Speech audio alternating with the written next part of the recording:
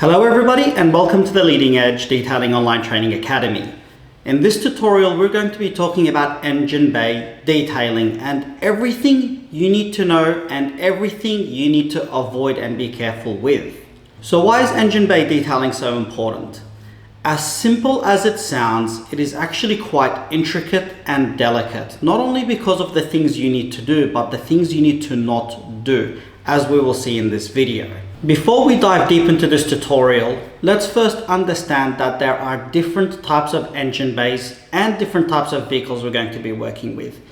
Each one of those will need its own unique adaptation to this tutorial, and so you really need to pick and choose what you're going to be working with. But it's very important, just like paint correction, that you always take the least intrusive method or the safest method first, and then step it up with aggressiveness as needed. You don't want to go too aggressive and then do some damage. So let's get stuck into the different types of engine bays. You're probably going to be faced with dealing with classic cars, and with classic cars you're going to have sensitive brittle plastics, sensitive brittle stickers or foams. You're also going to be dealing probably with some peeling paint and rust, and very likely a lot of grease. You're also going to be dealing with collectibles or exotic vehicles, and these cars tend to have fairly clean engine bays, but they're going to be dusty and also have a lot of sensitive surfaces like carbon fiber, which you need to be careful not to damage or scratch. And also very likely you're going to be dealing with a lot of sensitive sensors and electronics that tend to come with the territory of an exotic vehicle. Then you're going to be dealing with your run-of-the-mill daily driver, and that vehicle is probably going to have a combination of caked on dirt and dust and grime, possibly some oils from servicing, and a lot of probably leaves and sticks that have fallen in from the environment around it. And in this category, you're probably going to have a very big range of types of vehicles. You're going to have vehicles with engine bays that are not as sensitive as others, or you might have some European vehicles with a lot of electronics, a lot of sensors that really don't like being wet.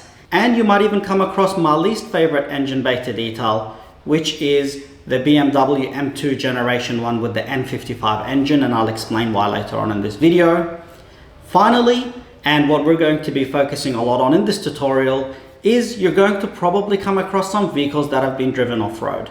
Vehicles that have actual mud and sand and grime in their engine bay, not vehicles that just have some dust and leaves. As you can see in this video with my Landcruiser and all the fun that I had with it, and unfortunately the fun that I had to take in cleaning up all the mud that I've put in that engine bay. Each one of these different vehicles will need a different approach.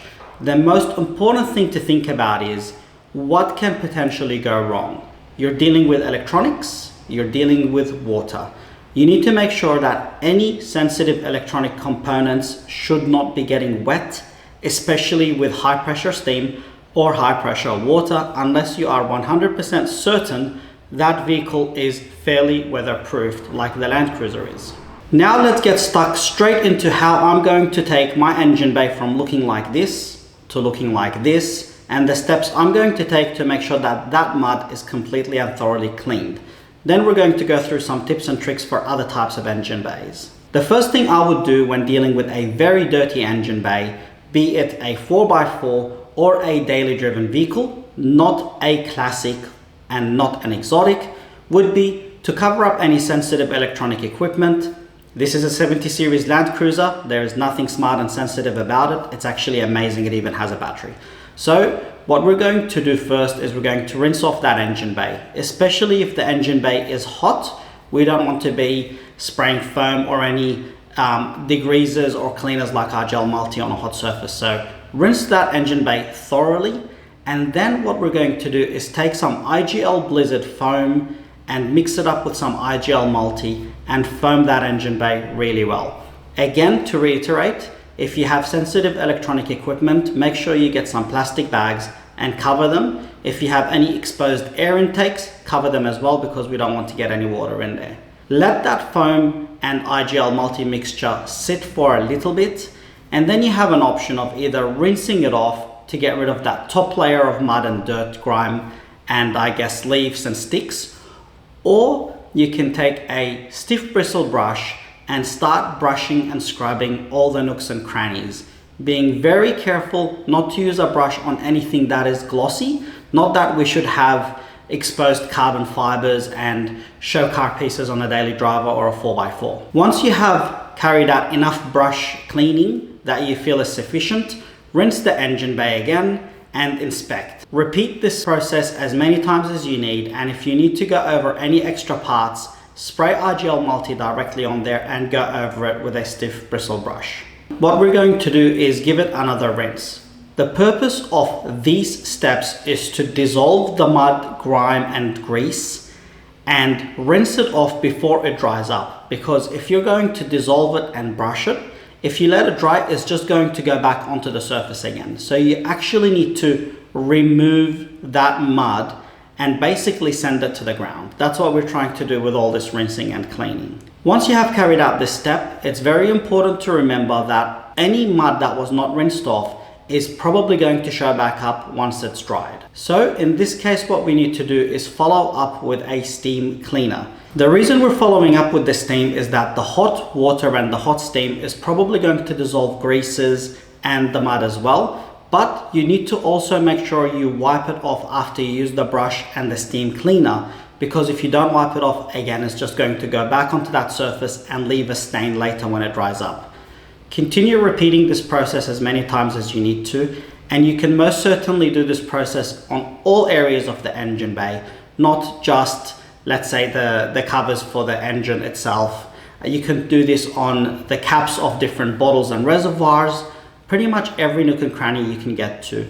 It's also a great idea to use the high pressure steam to now clean any of the jams in the bonnet or underneath the hood if you're in America, and blow out any leaves and dirt and grime there. Once you have thoroughly cleaned the engine bay and you have dried it using either a blower or a microfiber cloth and made sure there are no stains that keep reappearing, and if they do reappear, simply repeat the process with the brush, RGL Multi and the steam cleaner, it's time for you to ensure that that vehicle and that engine bay is properly dry. So turn on that car, run that engine and get it hot. You want to make sure that any water that seeped into crevices, nooks and crannies or electronics is now vaporized. You want that water to basically steam off and get out of that engine bay.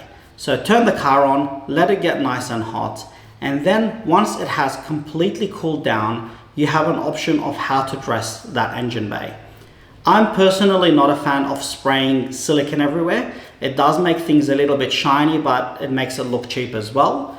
If you are a certified applicator, this is a great opportunity for you to use some coatings such as IGL Eclipse, as I have done on my Landcruiser, IGL Trim, IGL Wheel if you're dealing with an exotic car or a classic vehicle with chromes. You can coat that carbon fiber. You can pretty much coat any surface. If you are not a certified applicator, you do have access to some amazing DIY coatings that you can use, such as IGL Easy and potentially others in the area or country that you are living in and working from. Or you can use IGL Dash to dress up those plastic trims, which will also keep that dirt off and the dust off for a prolonged period of time. If you are dealing with a classic vehicle, a show car, let's call it a muscle car, you can of course use some IGL wax on the exposed engine bay areas that are painted, but be very careful if you're dealing with peeling paint not to lift that off using the microfiber cloth or the high pressure steam. Let us now go through some tips and tricks that I've learned from my personal experience with dealing with engine bays. Some of these were quite upsetting experiences, but I tell you what, you only do them once or twice, or in my case 3 times, and you learn very, very well. First and foremost, be careful with sensitive engine bays. Be careful with brittle plastics. Be careful with peeling paint on old cars. You never know when you might come across a sensitive plastic. The N55 BMW M2's Generation 1, their radiator overflow pipe, which is right at the front, is very prone to becoming brittle and breaking, and you're not going to know it's broken or cracked until that customer drives it off and calls you up and says to you, there's steam pouring out of my engine bay. I've had that happen to me 3 times, and then after that point we actually started purchasing replacement pipes, which cost very little, but it's a lot cheaper than towing the vehicle. The same thing can be applied for exotic vehicles, where you're dealing with some potentially sharp or very flimsy or sensitive carbon fiber pieces that are decorating the engine bay or air guides and air ducts, and also classic cars that might have some peeling paint, very sensitive electronic connections that might be very brittle from age and heat, and of course stickers. You don't want to be pressure washing or steam cleaning stickers because they will peel off, and some of them are very hard to replace, if not impossible to replace. The next thing is better be safe than sorry. If you are not sure about the car you're working with, don't take the risk. Cover anything that's electronic. Cover the battery, cover the ECU, cover the fuse box, cover the spark plugs and spark plug leads, and anything that you may deem as sensitive, just avoid and be careful with. Don't pressure wash too close if you don't have to. If you're not dealing with mud, you don't need to really pressure wash. You can just use the hose. With the steam cleaner, the same thing can be said. Avoid anything that has glue, avoid foam, avoid stickers, because the heat will melt and potentially damage it. If you're dealing with vehicles that are dirty from daily use or four-wheel driving, then what you want to do is attack the dirtiest areas first, because once you clean that engine bay, you might very well blow out a lot of those leaves and dirt and grime out of the engine bay onto the vehicle's paint or into the vehicle's windscreen.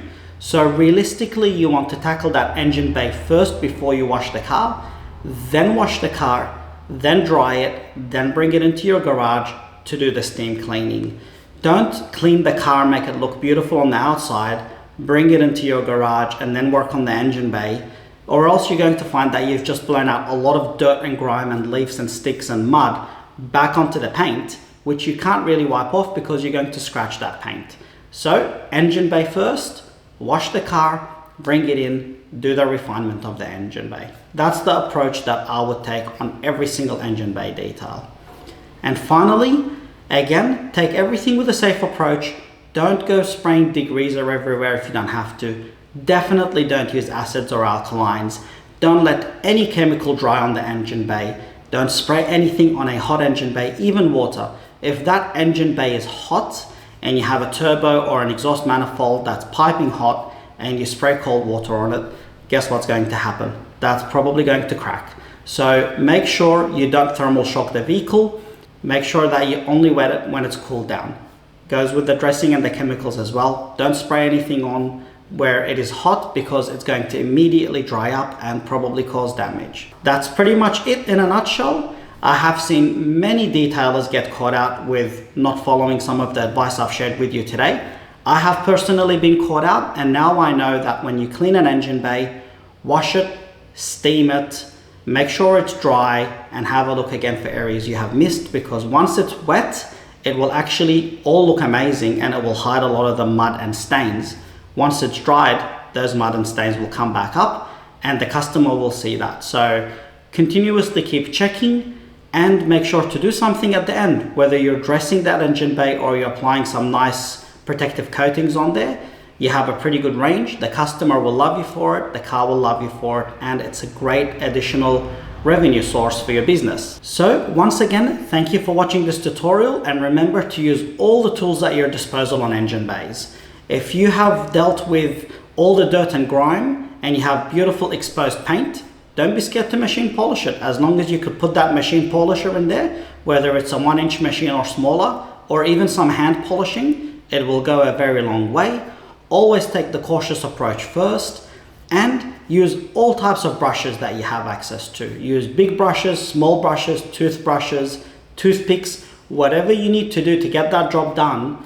You will always be able to find something to do in the engine bay. So thank you for subscribing, and I look forward to presenting the next tutorial for you.